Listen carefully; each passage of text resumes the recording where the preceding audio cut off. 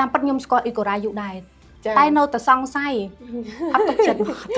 ពេលពោះវៀនគឺដោះស្រាយបានមុនគេហ្មង4ថ្ងៃឯងបងនិយាយទៅវាវពីអ្នកប្តីណាចេះឆ្ងល់ចេះចុកកន្លែងហ្នឹងបងខ្ញុំចុកឡើងចង់ស្លាប់ខ្ញុំចូលចង់គ្រូមិនទាន់ណាពេទ្យឆ្លោះអីកោអីអត់មានឃើញគ្រោះទេទៅពេលដែលប្រើអ៊ីកូរ៉ាយធ្លាក់មកគាត់ថាអូមានគ្រោះបងតែឆ្លោះមើលអត់មានឃើញសោះមិនដឹងថាវាមកពីអីបើបេះដូងខ្ញុំនេះពេលដែលខ្ញុំអត់ទាន់ប្រើអ៊ីកូរ៉ាយវាធ្វើយើងញ័រហើយពេលដែលខ្ញុំខឹងអីមួយវារៀងស្ទះតែដល់ពេលដែលខ្ញុំប្រើអ៊ីកូរ៉ាយទៅឥឡូវបាត់បើរោគស្ត្រីផងខ្ញុំបើខ្ញុំនិយាយទៅបងវាជិត10ឆ្នាំហើយ10ឆ្នាំហើយចាតែដល់ពេលដែលខ្ញុំប្រើអ៊ីកូរ៉ាយអស់រយៈពេលយើងនិយាយឲ្យស្មោះត្រង់បងខ្ញុំប្រើចូលឈុតទី3ចូលដល់ឈុតទី3ចាជា 90% បងហេតុអីក៏ខ្ញុំគិតថាខ្ញុំយកជំរើសអ៊ីកូរ៉ាយចុងក្រោយព្រោះខ្ញុំទៅគ្រប់អស់ហើយខ្ញុំគិតថាខ្ញុំប្រឹក្សាជាមួយគាត់ដែរខ្ញុំថាបងមិនបានទៅធ្វើទុកគាត់ថាអូនវាដេញរោគអញ្ចឹងអត់អីទេយើងក៏ព្យាយាមប្រឹក្សាជាមួយគាត់បន្ថែមអញ្ចឹងណាបងតែអ្វីដែលយើងទទួលបានគឺវាលើសពីការរំពឹងទុកទៀតបង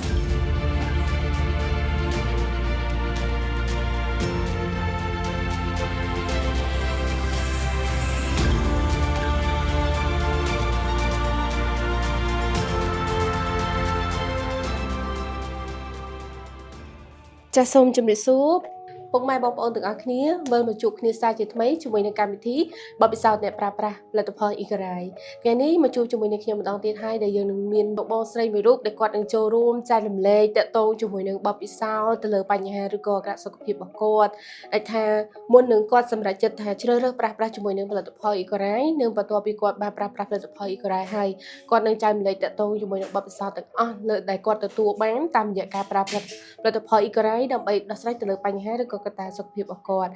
សូមជម្រាបសួរបងចាជម្រាបសួរដល់ឡែកអធិស្ឋានសូមអនុញ្ញាតបងជួយបង្ហាញឈ្មោះទីលំនៅបច្ចុប្បន្ននិងមុខរបរដើម្បីឲ្យពុកម៉ែបងប្អូនបានស្គាល់ផងបងចានាងខ្ញុំឈ្មោះរ៉េតសីម៉ាចមកពីខេត្តបរសៃអនុបងពិតជាពិសេសមែនតើសម្រាប់បងដែលចូលរួមបច្ច័យម្លេចថ្ងៃនេះដែលអញ្ជើញមកពីខេត្តតែម្ដងណាបងចាអូនសូមសាកសួរបងឲ្យលម្អិតបន្ថែមបន្តិចបងឲ្យថាមុននឹងបង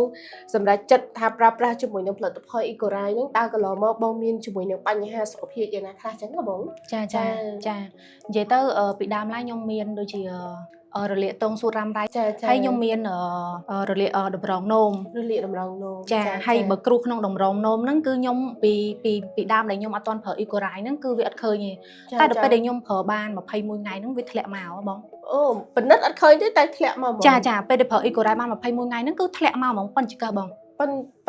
ចង្កឹះហ្មងចាប៉ុនចង្កឹះវារៀងត្រូវដែរខ្ញុំមានជំងឺបេះដូងចាបេះដូ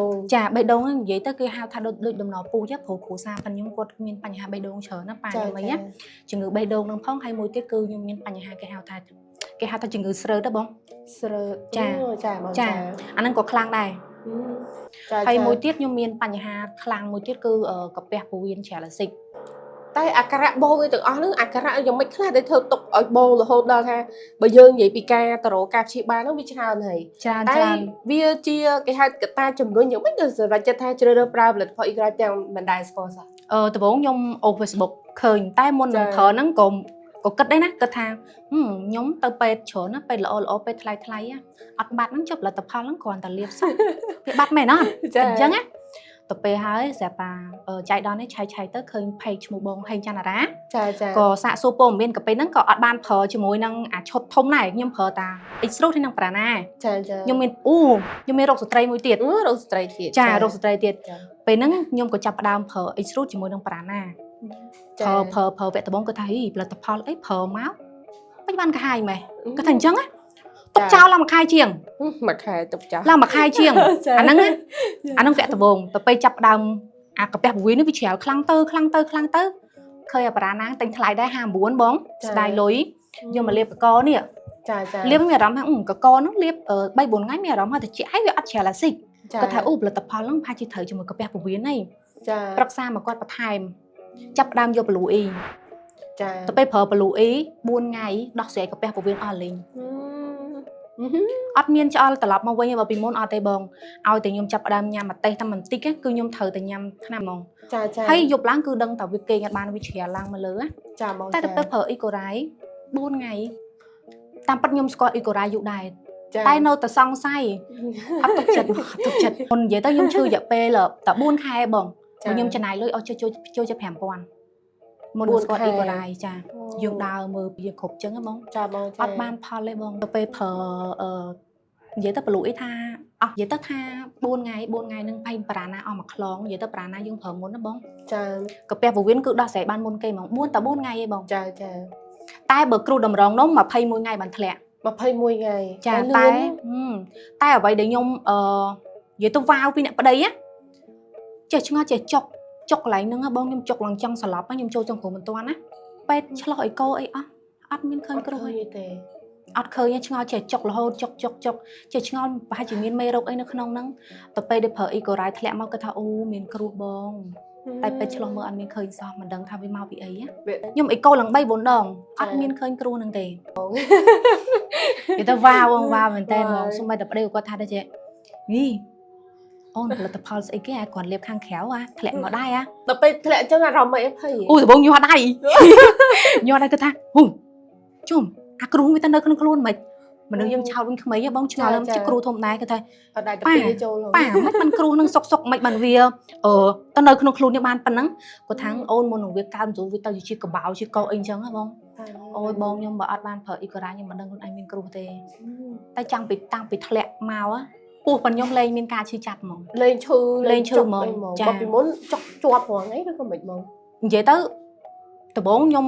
ចុកដែរតែបណ្ឌិតមើលអត់ពេលថាអត់មានអីផងគ្រាន់តែលាកតម្រងនោមបន្តិចឯងចាពេលថាអញ្ចឹងញ៉ាំថ្នាំអញ្ចឹង3ខែក្រោយចុកទៀតឯងនិយាយទៅខ្ញុំធ្លាប់ដេកគេងពេករហូតឲ្យទៅចុកទៅតែបានត្រឹមតែមួយអន់មិនតែអន់ទេចាដល់ពេលថ្ងៃក្រោយនេះចុកចូលសង្គមមិនទាន់អត់មានឃើញអីទៀតអត់ឃើញតែដល់ពេលត្រឡប់ពីពេទ្យទៅវិញហើយបានជ្រុះមក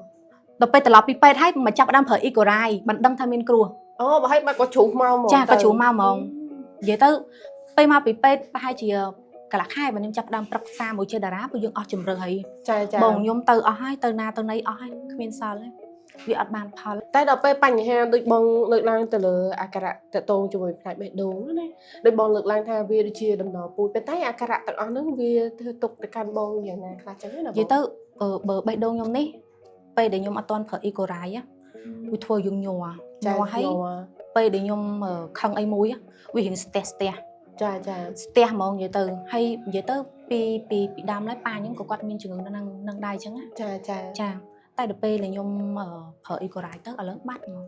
វាញ័រលក្ខណៈស្ទះហើយវាធ្វើឲ្យបងក្តៅណៃចាអួលចុកអួលហ្មងតែអាការៈហ្នឹងវាឡើងគ្រប់ពេលសម្រាប់បងឬក៏តែពេលណាឧទាហរណ៍ថាយើងមានលឺរឿងអីមួយទៅយើងមិនកើតអាការៈហ្នឹងឬក៏វានិយាយទៅពីមុនឡើយតើយើងខឹងតែមួយរយៈក្រោយ 3-4 ខែនេះវាធ្វើទុកខ្លាំងចាវាធ្វើទុកខ្លាំងទៅវាធ្វើឲ្យយើងពិបាករស់នៅហ្មងបងចាឲ្យតែយើងលឺសូអីរៀងឡានសារ៉ែនអីបន្តិចរន្ធត់តិចគឺវាចាប់ផ្ដើមណែនស្ទះហ្មងថប់ដង្ហើមយកហ្នឹងហើយចិត្តដល់ពេលអាការៈផ្សេងដូចបងលើកឡើងទៅលើបញ្ហារបស់គាត់ជាមួយនឹងផ្នែកស្ត្រីផងអីផងហ្នឹងឥឡូវដោះបាននៅទៅបើរោគស្ត្រីផងខ្ញុំបើខ្ញុំនិយាយទៅបងវាជិត10ឆ្នាំហើយ10ឆ្នាំហើយចាញ៉ាំថ្នាំពេទ្យបានត្រឹម1ធូរឯងតែដល់ពេលដែលខ្ញុំប្រើអ៊ីកូរ៉ាយអស់រយៈពេលយើងនិយាយឲ្យស្មោះត្រង់ហ៎បងខ្ញុំប្រើចូលឈុតទី3ចូលដល់ឈុតទី3ចាជា 90% ហើយរោគស្ត្រីផងខ្ញុំគេហៅថាផ្សិតទៅបងឡើងវាលក្ខណៈពេញមកអាការៈហ្នឹងវាលក្ខណៈថាចេះបងវាលមាស់កាហាយហើយវាមានផ្សិតទៀតចាមានធ្លាក់ផ្សិតហ្នឹងហើយបើតាមពេទ្យគេអាហ្នឹងគេហៅកាមរោគហ៎បងអូចាអាហ្នឹងគេហៅកាមរោគតែខ្ញុំព្យាយាមរកដំណោះស្រាយជាច្រើនណាបានតែត្រឹម1ធូរឯងហើយបន្ទាប់មកញ៉ាំថ្នាំបានតែត្រឹម 4-5 ថ្ងៃមួយទឹកគឺវាឡើងខាយគឺយើងបាត់ជើងខាយហ្មងចាទៅពេលខ្ញុំប្រើអ៊ីកូរ៉ាយនេះអត់លេងស្អីក៏អត់មានធ្លាក់ដែរបងហើយអត់មានការឈឺចាប់ទៀតត្រឹមរយៈពេល3ខែចា3ខែតែក្នុងករណីដែលបងប្រើហ្នឹងគឺបងប្រើគ្រប់មុខហ្មងឬក៏មិនចាខ្ញុំប្រើគ្រប់មុខហើយចាចាប់ដើមប្រើគ្រប់មុខហើយចាអញនិយាយបានថាបងតើតងជាមួយនឹងកត្តាសុខភាពរបស់បង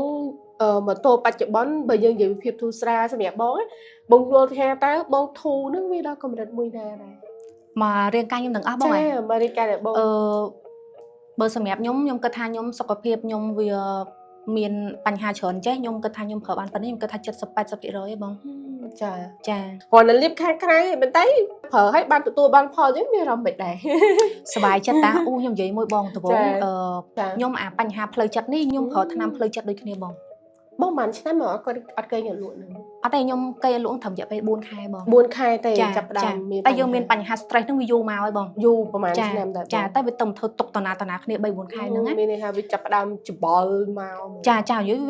វាចាប់ផ្ដើមគ្រាន់តែថាហូបគេញ៉ាំលក់ភ្លាមគឺវាជំងឺវាបុកឡើងមកខ្លាំងមកទាំងអស់ហ្មង ចា តែដល់ពេលដែលខ្ញុំប្រើដំបូងខ្ញុំប្រើប្រាណាជាមួយប្លូអ៊ីហ្នឹងខ្ញុំអត់ទាន់ផ្ដាច់ថ្នាំទេ ចា ខ្ញុំព្យាយាមម្ដងបន្តិចដល់ពេលខ្ញុំចាប់ផ្ដើមប្រើអ៊ីក្រីនខ្ញុំចាប់ផ្ដើមផ្ដាច់ថ្នាំបានអូបងខ្ញុំនិយាយទៅខ្ញុំសប្បាយចិត្តខ្លាំងដែលយើងផ្ដាច់ថ្នាំបានមនុស្សយើងធ្លាប់តែពេលដែលខ្ញុំញ៉ាំថ្នាំហ្នឹងក៏គេញ៉ាំលក់ដែរ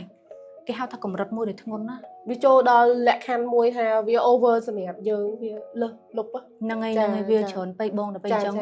ថ្នាំល្ងួយគេងក៏ទប់អត់បាន ទប់មិនបានទេចាហើយតកតងជាមួយនឹងចំណុចហ្នឹងបងអាចគេហៅថាជាកញ្ចប់ដែលប្រើហ្នឹងប្រហែលជាប្រហែលខែដែលបងបានដោះស្រាយបញ្ហាហ្នឹងហើយប្រើអស់ប្រហែលជាប្រហែលឈុតដែរអញ្ចឹងបង និយាយទៅបើសាច់ដែលខ្ញុំប្រើគឺបើអ៊ីស្គ្រីនខ្ញុំប្រើអស់3ដប ចាចា ប្លូអ៊ីខ្ញុំប្រើអស់4ដប ចា តែប្រាណាខ្ញុំរៀងប្រើអស់ច្រើនតិចដោយសារខ្ញុំចង់ជា ចា តែប៉ុន្តែអ្នកប្រឹក្សាអត់មានឲ្យយើងប្រើច្រើនអញ្ចឹងទេតែយើងចង់ជា ចាចា ហើយពេលគាត់ចេះថាអូនមិនអូនប្រើច្រើនហ្នឹងនិយាយទៅប្រាណាខ្ញុំសុំនិយាយទេខ្ញុំប្រើមួយខ្លងខ្ញុំប្រើតែមួយទឹកទេ មក ខ្ញុំលោខ្លួនឯងបងឲ្យមកយើងចង់ជាពេកហ៎ ចា បើប្រាណាខ្ញុំប្រើអស់ហើយចូល8ខ្លង ចាបង8ខ្លង ចា រយៈពេលប្រហែលខែបងប្រើតាំងពីខែមែនមក និយាយទៅរយៈពេលដូចជាអត់ទាន់3ខែស្រួល ប៉ុន្តែស្គាល់អ៊ីកូរ៉ៃមុន3ខែ មុន3ខែទិញមកទុកចោល ហ្នឹងតែទុក លក្ខណៈថាអត់ជឿ ចា គាត់ថាយើងយកមកដោះស្រាយរោគស្ត្រីគាត់ថាផលិតផលថ្នាំពេទ្យគេដាក់មកបាត់ចុះអាហ្នឹងមិនដាក់មកមិនក៏ហាយម៉ែគាត់ថាអូយផលិតផលនេះបោកឯង តែអត់ព្រមបោះចោលទេ អត់បោះចោលស្ដាយថ្លៃពេកថ្លៃពេកបងថ្លៃទិញមកថ្លៃគាត់ថាចេះទុកសិនទៅអត់ប្រើឯង ចា ទៅពេលហើយចាប់ផ្ដើមមកកាពះពវៀនវាអស់ជំរឿហើយបងចែកដល់ថ្ងៃហ្នឹងកលេចទៅឃើញនៅកន្លែងទូគាត់ថាចេះជុំនេះអាហ្នឹងអញទិញ59រៀលហ៎អញ្ចឹងយកមកលេបកកលេបកកមានអារម្មណ៍ថាចេះជុំមានអារម្មណ៍ថាលេបអាហ្នឹងទៅមានកម្លាំងប្រាណាលេបមានកម្លាំងមែនបងលេបទៅជាអំពងកហើយវាអត់ច្រាលអាស៊ីតគាត់ថាអូប្រហែលជាអាហ្នឹងត្រូវមកកាពះពវៀនហីចាប់ផ្ដើមឆាតជាមួយគាត់ទៅប្រឹក្សាជាមួយគាត់មកគិតថាអូផលិតផលនេះដោះស្រាយបានច្រើនណាយើងពីមុនអត់ដឹងតែមុននឹងយើងដឹងយើងចាយលុយអស់ច្រើនណាបងអើយ យ៉ាងហើយណាក៏ឥឡូវហ្នឹងគឺបានដោះស្រាយបញ្ហាហ្នឹងហើយ ចា មួយវិញទៀតបងតាក់ទងជាមួយលក្ខខណ្ឌហ្នឹងអាចសុំដឹងពីរបៀបប្រើបងតិចទៅលើបញ្ហាដែលធ្វើឲ្យបងធ្លាក់គ្រោះអញ្ចឹងណាអញ្ចឹងអាចថាបងប្រើទីតាំងណាខ្លះលាបយ៉ាងម៉េចខ្លះបានធ្វើឲ្យបងបានផលលក្ខណៈហ្នឹង សម្រាប់ខ្ញុំប្រាណាខ្ញុំលាបតាម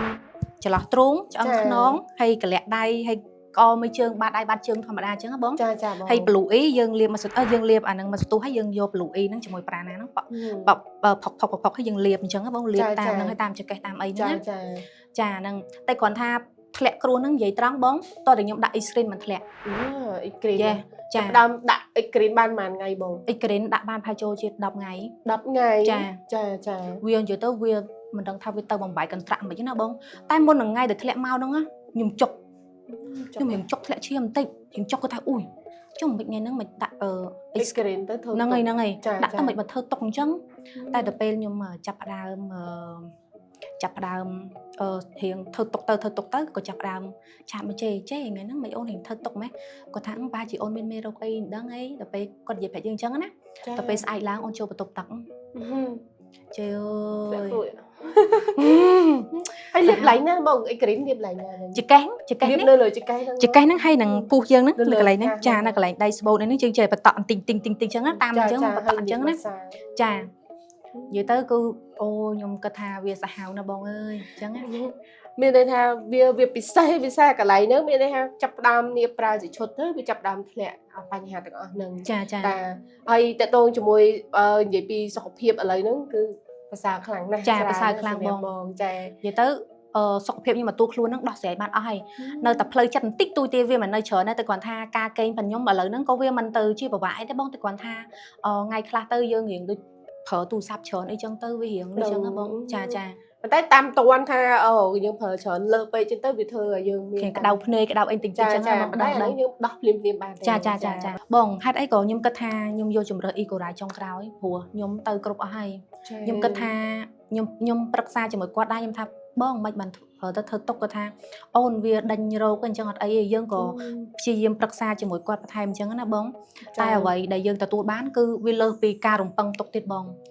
ចាអញ្ចឹងយើងគិតថាការឈឺចាប់ប៉ុនយើងវាអត់ជាបញ្ហាព្រោះដំណោះស្រាយប៉ុនយើងវាបានដោះស្រាយបានបងពិសេសចាចាប់ផ្ដើមសូម្បីតែផ្លូវចិត្តយើងក៏បានរឹងមាំល្អប្រសើរដែរចាពិតជាអរគុណមែនទែនបងតើតងជាមួយនឹងបទពិសោធន៍នឹងអាចថាវាជាព័ត៌មានទៅលើបញ្ហាសុខភាពវាពិសេសពីព្រោះដោយសារជាទូទៅបើយើងនិយាយពីផលិតផលក្រណាត់ខាងក្រៅប៉ុន្តែអាចដោះជាមួយនឹងបញ្ហាបានតែនេះគឺជាស័ក្តិសិទ្ធិដែលគាត់បានចែករំលែកតទៅមួយបញ្ហាសុខភាពរបស់គាត់ទី1គាត់មានបញ្ហាបាក់គេងបញ្ហា stress ទី2គាត់មានបញ្ហារោគស្ត្រីទី3គាត់មានបញ្ហាប៉ះពាល់ជាមួយនឹងផ្នែកបេះដូងអាសាញញ័រទ្រង់ក្តៅទ្រង់ហើយចំណុចចុងក្រោយគឺបញ្ហាតទៅជាមួយនឹងគ្រោះតម្រងនោមដែលគាត់ប្រើប្រាស់ជាមួយផលិតផល Ecorai ទាំង4មុខបានទទួលផលនឹងការដោះស្រាយទៅលើបញ្ហាសុខភាពរបស់គាត់បានពេញលេញនិងអាចនិយាយបានថាអាការៈសុខភាពវិលមកល្អប្រសើរចូលដល់ 80% ដែលឡែកនេះខ្ញុំក៏សូមបញ្ជាក់ទៅកាន់ពុកម៉ែបងប្អូនសាជាថ្មីតើតងជាមួយនឹងផលិតផល Ecorai គឺជាផលិតផលថែរក្សាសុខភាពដែលមានឯកទេសបើជាតិពុលកម្ដៅរលាកមេរោគឬក៏បាក់តេរីដែលកកស្ទះក្នុងសរីរាង្គកាយដែលគ្រាន់តែលាបខាងក្រៅតែប៉ុណ្ណោះតើតងជាមួយនឹងផលិតផល Ecorai មិនបានព្យាបាលជំងឺមួយមុខណាជាលាក់ឡើយចាដល់ឡែកបងប្អូនក៏សូមអរគុណទៅកាន់បងស្រីចាដែលចំណាយពេលវេលាមានតម្លៃចូលរួមចែករំលែកអាចថាអញ្ជើញដាក់ពីកំពង់សោមមកដើម្បីមក share តទៅជាមួយនឹងបទពិសោធន៍ដែលគាត់ទទួលបានសូម្បីតែខ្លួនគាត់តក៏និយាយថាវ៉ាវសម្រាប់គាត់ដែរពិតជាពិសេសមែនតើចាជាចុងក្រោយនេះខ្ញុំក៏សូមអរគុណពុកម៉ែបងប្អូនទាំងអស់គ្នាសូមអរគុណនិងសូមជម្រាបលាចា